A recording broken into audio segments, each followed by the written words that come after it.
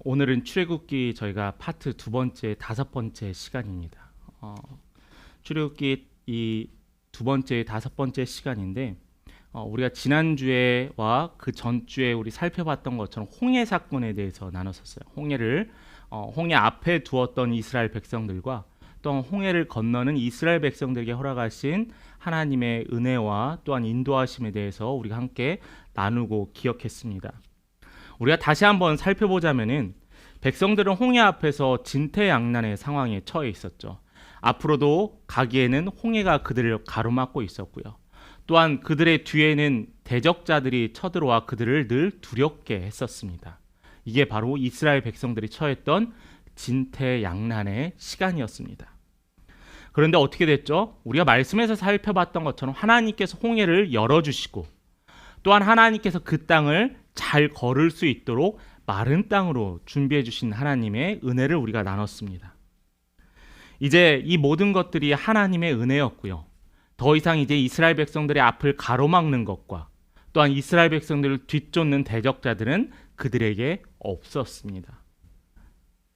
그래서 이스라엘 백성들이 오늘 우리가 읽었던 본문의 15장 1절부터 21절까지의 말씀에 보면은 모세의 노래와 미리암의 노래라는 그러한 작은 소제목의 말씀들이 나와 있습니다. 이것이 무엇이냐면은 모세와 또한 모세의 누이 미리암뿐만 아니라 나아가 이스라엘 백성들 모두가 무엇을 했냐면 하나님을 찬양했어요. 기뻐했다라는 거예요. 그들이 기뻐하며 그들이 살 수 있었다라고 감사하며 그 찬양의 대상을 누구에게 돌렸냐면 하나님께 돌렸다라는 겁니다. 너무나 바람직한 모습이죠. 왜냐하면은 감사할 것을 다른 것을 바라봤던 것이 아니라 오직 주인이신 여호와를 바라보며 찬양했기 때문에요. 우리도 이렇게 좋은 일이 있고 나면 하나님께 감사합니다. 누구나 할 수 있고요. 대부분의 사람들이 좋은 것이 생겼을 때는 감사하더라고요. 그런데 이들이 감사하지만은 지금 이들이 걷고 있는 곳이 어딘가를 살펴 한번 기억했으면 좋겠어요. 바로 광야예요. 광야. 그들이 뒤에 대적자들과 홍해를 건넜지만은 그들이 걷고 있는 곳은 광야라는 겁니다. 물도 없고 갈증이 나고 늘 어려움과 또한 두려움 속에 쏘여 있는 광야길을 이들은 걸어가고 있다라는 거예요. 하나님의 은혜를 허락해 주셨으면은 조금 더 허락해 주셔서 이 광야길을 바로 벗어나게 해 주셨으면 어떨까라는 소망도 있겠지만은 이들은 하나님의 훈련으로 그들은 광야의 길을 걸어가고 있게 되었습니다. 광야에서 가장 필요한 게 무엇이죠? 바로 물이에요. 물. 그래서 이 이스라엘 백성 약 200만이나 되는 이 이스라엘 백성들은 자신들의 이 광야에서 물을 갈증을 해결하기 위해 가죽 주머니를 가지고 다녔습니다. 이 가죽 주머니 바로 물을 담는 물통이었죠. 그런데 이들이 가죽 주머니에 물을 가득 채우고 홍해 앞에서 물을 채웠지만은 3일의 시간이 지났더니 그들의 가죽 물통에 물이 바닥나기 시작했어요. 그 말씀이 바로 오늘 본문의 말씀입니다. 이스라엘 백성들이 이 3일째 되고 갈증이 나고 또한 가죽 물통에 물이 없어져가는 그 순간에 이들은 한 오아시스를 발견하게 돼요. 23절의 말씀을 함께 같이 보도록 하겠습니다. 23절 함께 같이 읽어봅니다. 시작.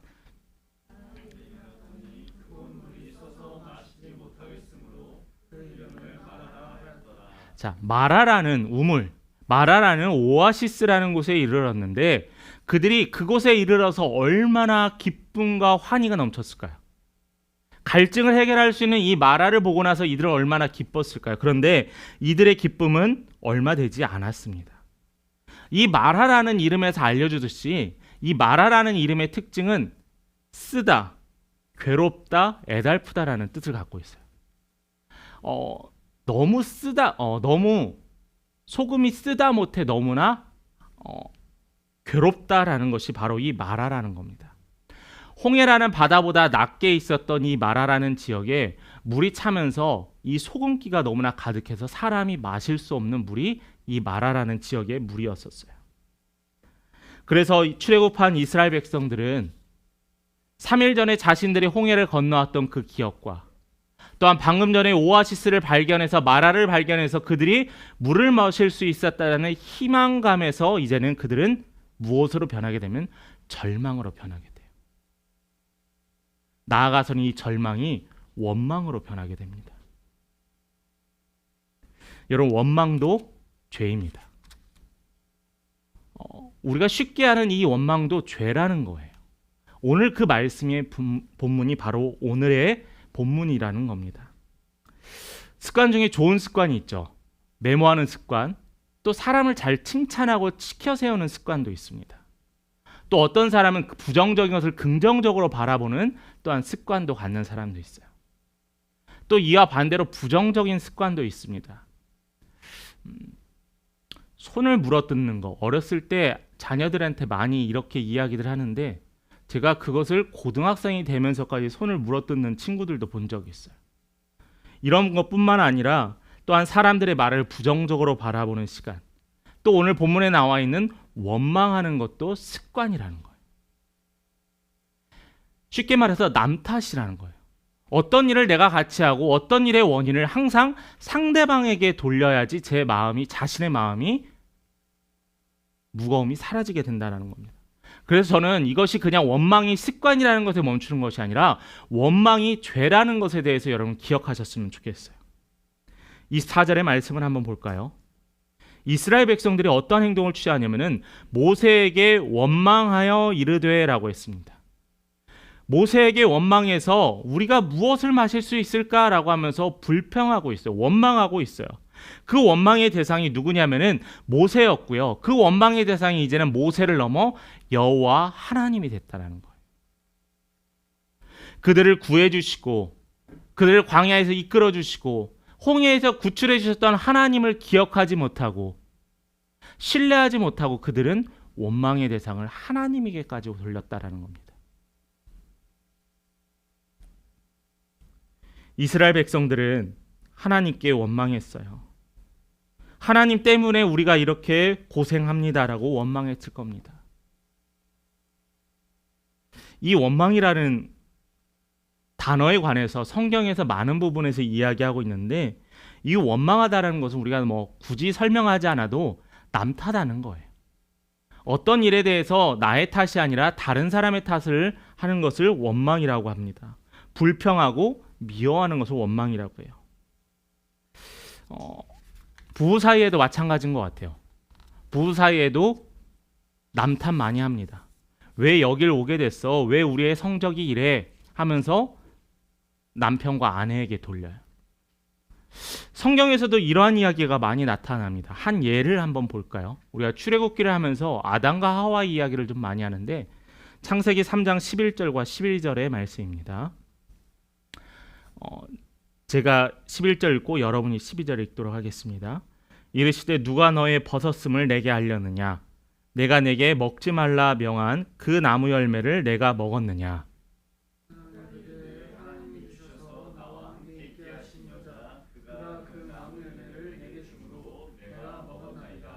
자, 이 이야기 너무나 잘 알죠? 선악과를 따먹은 아담과 하와. 아담은 이 선악과를 먹으면서 하나님께서 책망하시고 아담을 찾았을 때 그는 죄송하다, 잘못했습니다, 자신지지를 회개했던 것이 아니라 왜 하나님 나에게 이 나무 열매를 먹게 하고 왜 이 나무 열매를 먹게 했던 하와를 나를 위해서 지었냐라고 원망을 하는 거예요. 하나님 입장에서 얼마나 당황스럽겠습니까? 내가 보기에 혼자 외로워 보여서 그의 갈비뼈를 쳐서 하와를 만들었는데, 창조하였는데 오히려 이 아담이 자신이 사과를 먹었음에도 불구하고 그 탓을 하와에게 돌렸어요. 하와에게 돌리면서 뭐라고 했죠? 하와를 만드신 하나님을 탓했다라는 거예요.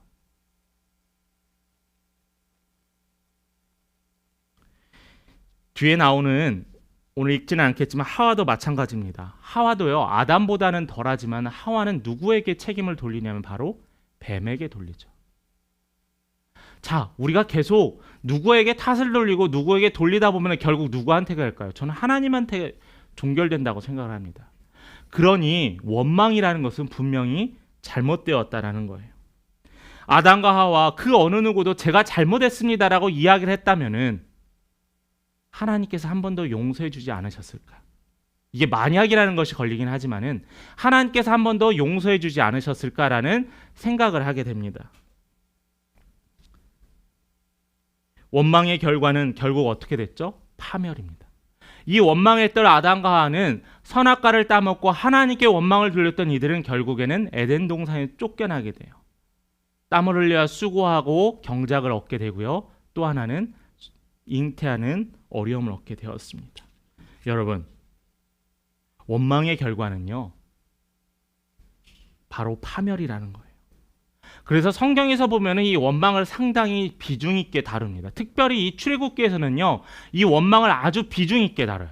그래서 이 출애굽기에서 이스라엘 백성들 하나님을 원망하고 모세를 원망하고 그들을 하나님이 돌보아 주시고 다시 하나님을 원망하고 그들을 껴안아 주셨던 이 반복되는 이 과정들에서 결국 나중에 이들은 어떻게 되죠?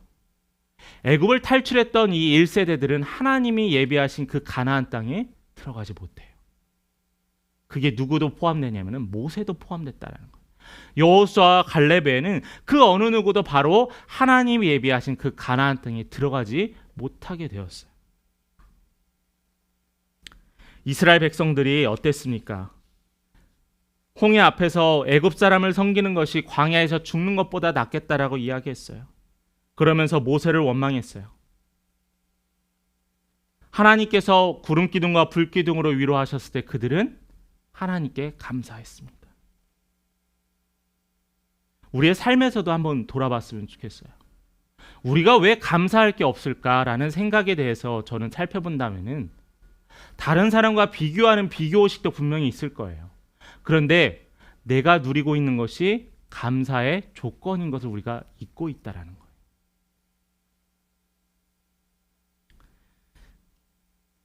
한국에서도 이제 많이 대출을 받고 대학교를 다니잖아요.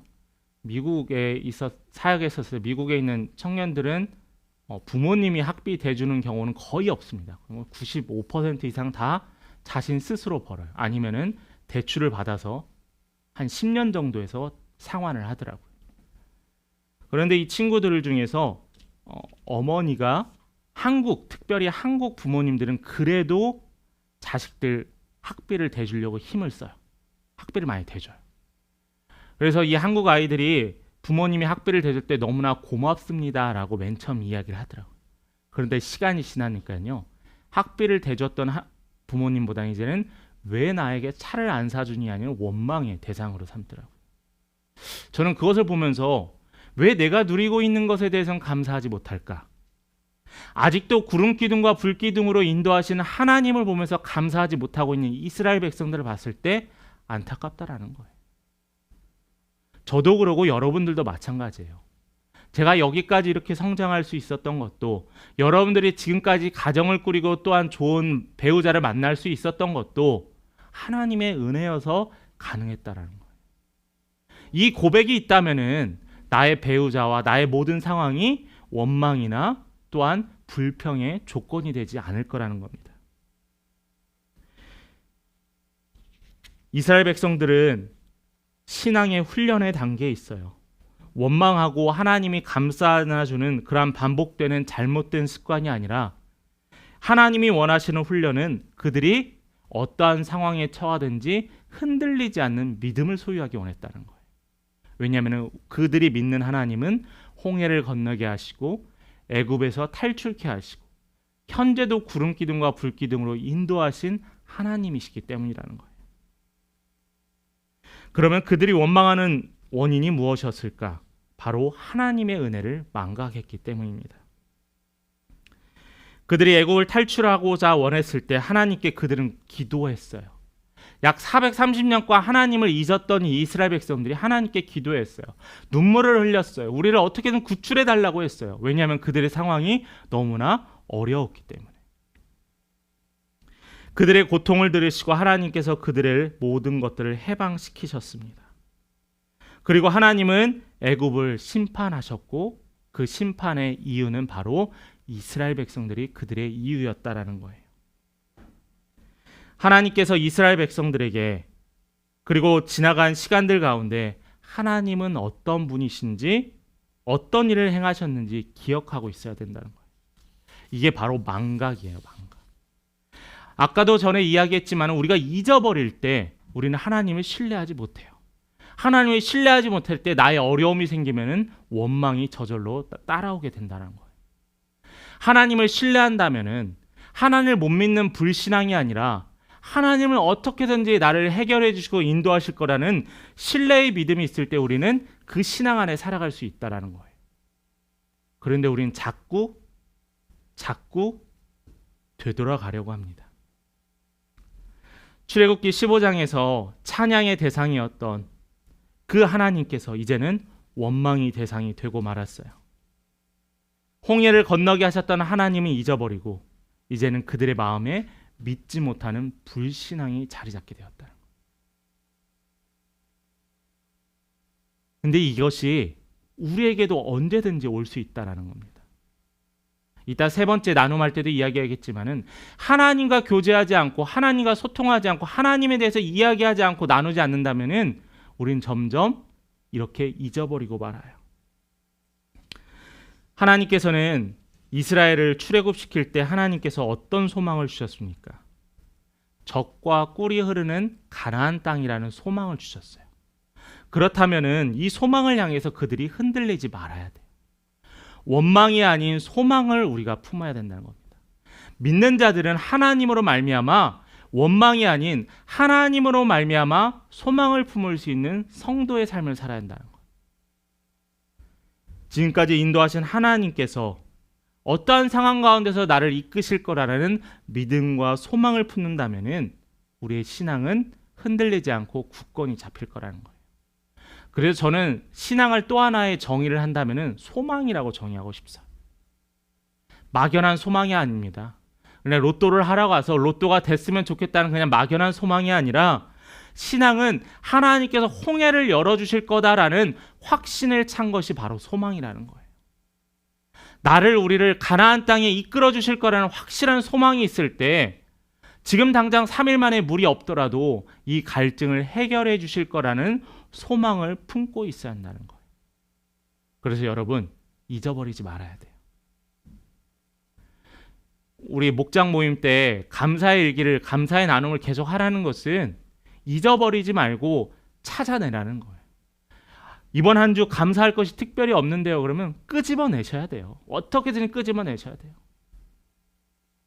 그렇다면 그것이 감사의 고백이 될 수 있다라는 겁니다.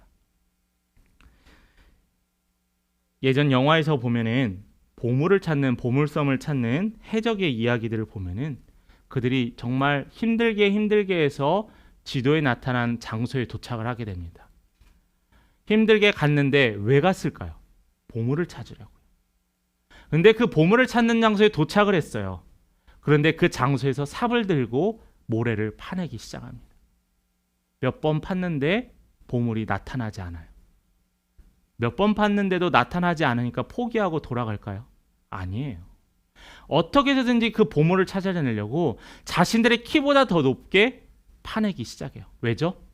그 안에 보물이 있을 거라는 소망이 있기 때문에. 그렇다면 우리의 신앙의 삶도 마찬가지예요.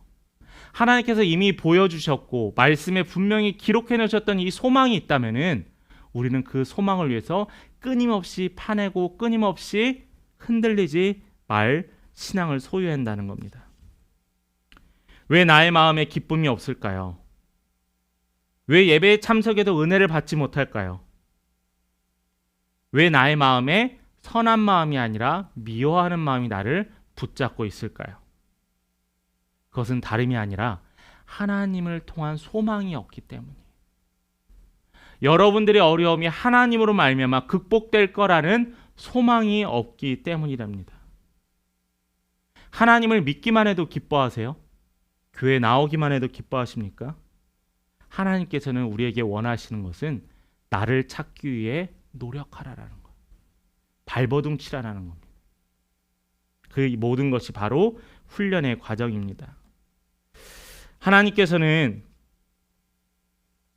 우리가 어려운 일을 만나면은 하나님께 기도합니다. 또 잠시 잊었다가 하나님께 어려운 일을 만나면 기도해요. 이것이 반복돼서 하나님 제가 죄송해요. 제가 너무나 얌체 같아요. 제가 비양심적인 것 같아요. 그렇다고 해서 하나님을 찾는 것을 멈추지 마세요. 끊임없이 찾으세요.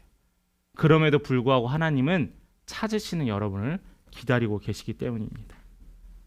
마지막 세 번째는 기도로 물이 변했습니다. 기도로.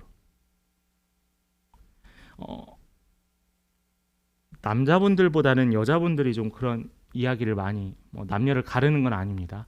어떻게라는 말을 좀 자주 쓰는 것이 분들이 남자보다는 여자분들이 좀 많은 것 같아요. 어떻게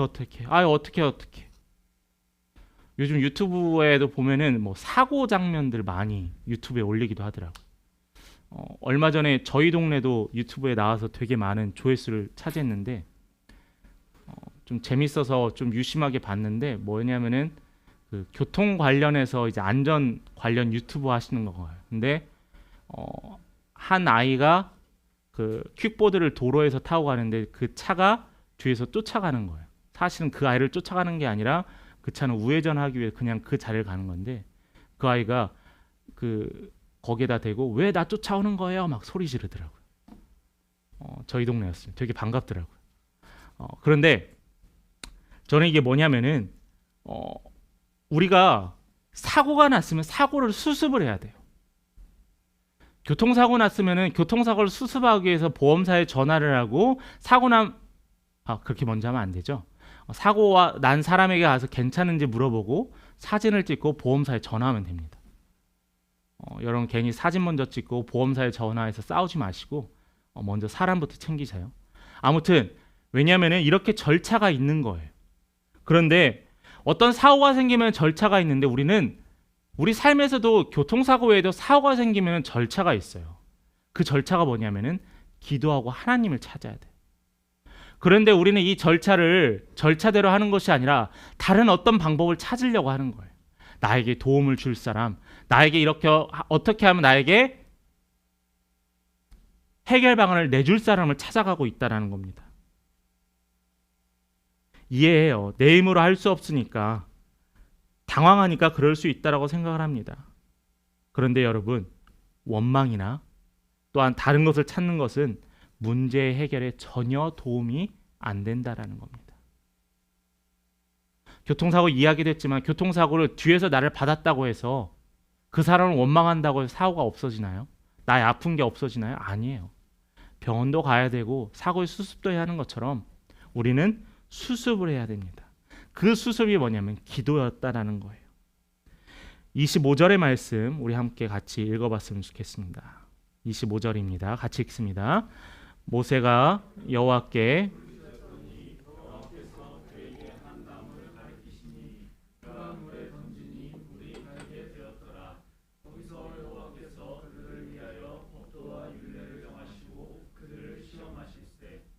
자, 여기에서 모세가 기도했다라는 말씀이 25절에 처음에 나와서 모세가 여호와께 부르짖었다고 했어요.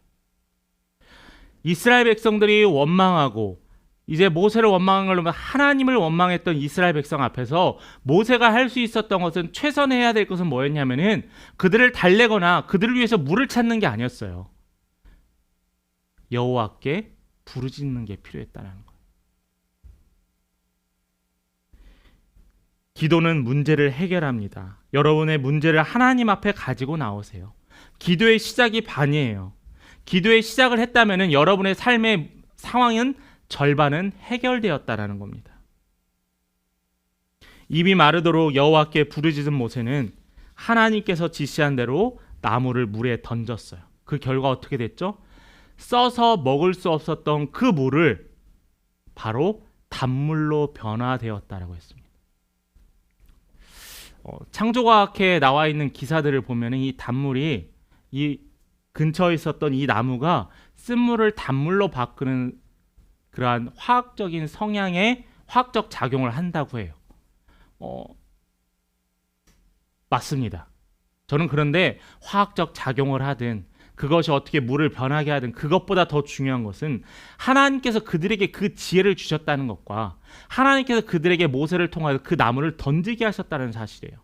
왜냐하면은 그들은 그 나무가 물을 변하게 했다는 사실을 전혀 알고 있지 못했다는 걸 우리가 충분히 유추할 수 있거든요. 그래서 25절에 모세는 기도했어요. 여호와께 부르짖어 기도했어요. 그게 바로 하나님이 원하는 방식이고요. 그것이 바로 하나님이 모세를 통하여서 받기 원하고 이스라엘 백성들을 통하여서 듣기 원하셨던 기도의 틀이었다라는 거예요. 하나님은 모세가 기도했던 것처럼 기도하는 사람과 일하기를 원하세요. 기도하는 사람. 그런데 우리는 기도하지 않을 때가 많습니다. 특별히 몇몇 교회, 나의 이야기가 아니라 우리 모두의 이야기예요.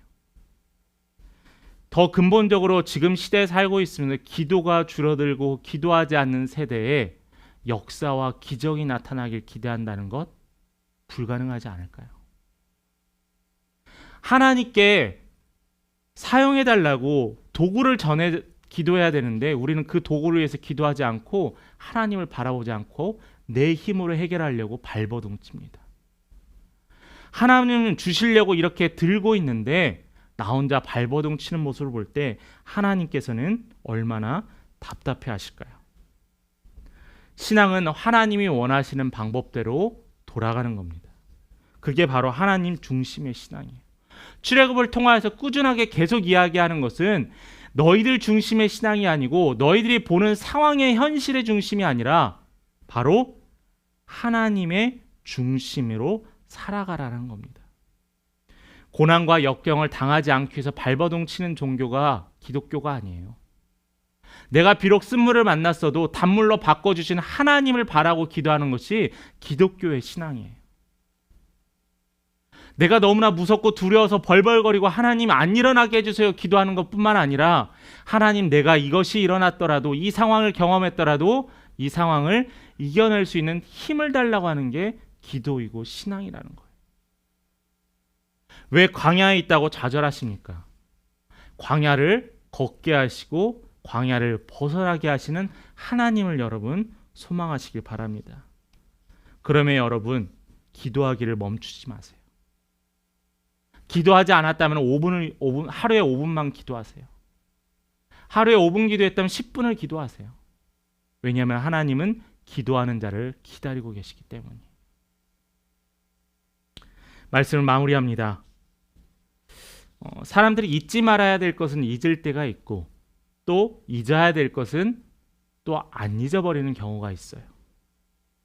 이스라엘 백성들은 늘 그들과 함께 하시는 구름 기둥과 불 기둥 하나님의 은혜를 잊어버리고 말았습니다. 아마도 이스라엘에서 감정적으로 또 최대한의 절정의 때가 바로 이 15장이 아닐까라고 생각을 해요. 출애굽의 가장 큰 역사였던 홍해를 건넌 이후에 그들은 단 3일 만에 하나님을 원망했어요. 단지 사흘을 걸었다고 그들의 행복이 끝이 난 것이 아닙니다. 여러분 앞에 홍해가 열렸던 그 순간을 기억하시길 바라요. 마라의 쓴물에 절망하지 마시고 홍해를 건너게 하셨던 하나님을 우리가 기억하고 소망한다면 우리는 단물을 마실 수 있게 됩니다. 이 모든 기적의 주인이 여전히 우리와 함께 하신다는 사실 여러분 잊지 마시길 바라요. 기억하세요. 그리고 기도하세요. 그리고 일어나 함께 걸어가시기 바랍니다. 여러분과 함께 하시는 하나님께서 여러분의 삶에서 큰 위대한 가나안 땅을 예비하심을 소망하시고 걸어가시는 믿음의 성도 되기를 간절히 축원합니다.